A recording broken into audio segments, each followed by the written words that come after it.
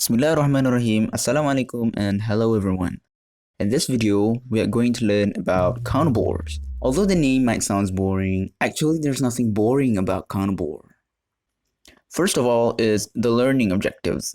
By the end of this video, we should be able to explain counterboring, explain the purpose of counterboring, calculate the RPM for counterboring, explain the process of counterboring, and differentiate counterboring and countersinking. So what is a counterbore? Well, let's define bore first. A bore is simply a hole. Meanwhile, a counterbore is a hole that enlarges another hole. Like this one. The larger hole here is a counterbore. A counterbore has parallel cutting edges and is represented with this symbol.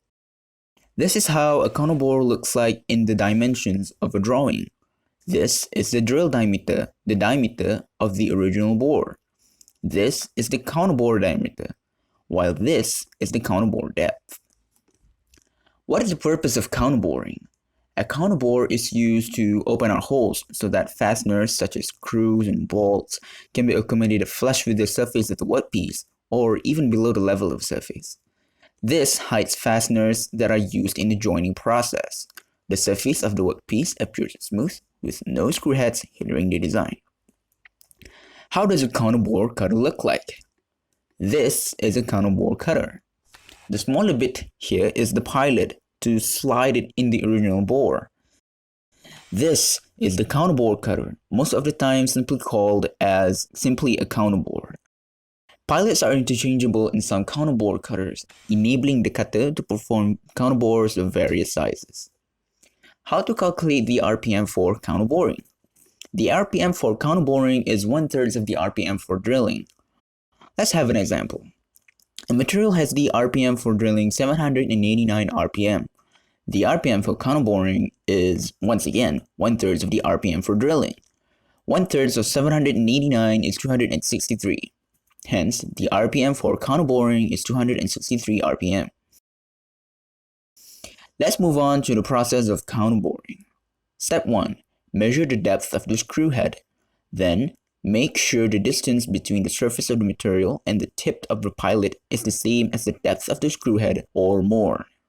Move the counterbore cutter down so that it touches the material. Set the depth stop to the same depth as the screw head. Lubricate the cutter. Turn the spindle on according to the counterboring RPM and move the cutter down to the material to begin counterboring.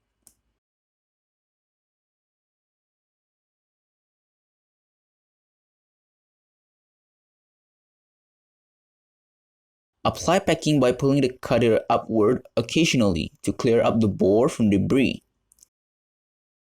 Turn the spindle off when the counterbore has reached the right depth and clear up the debris. Once done, the depth of the counterbore can be verified by inserting the screw upside down.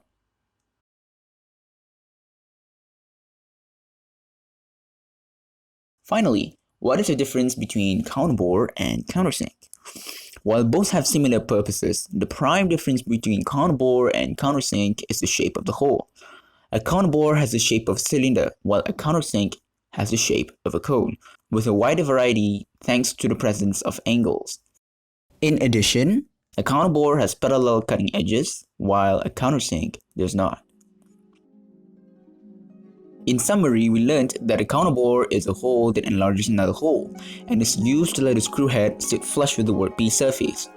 The RPM for counterboring is 1/3 of the RPM for drilling, and the difference between counterboring and countersinking is mainly the shape of the bore. That is all for this video. Thank you for watching and goodbye. Assalamualaikum.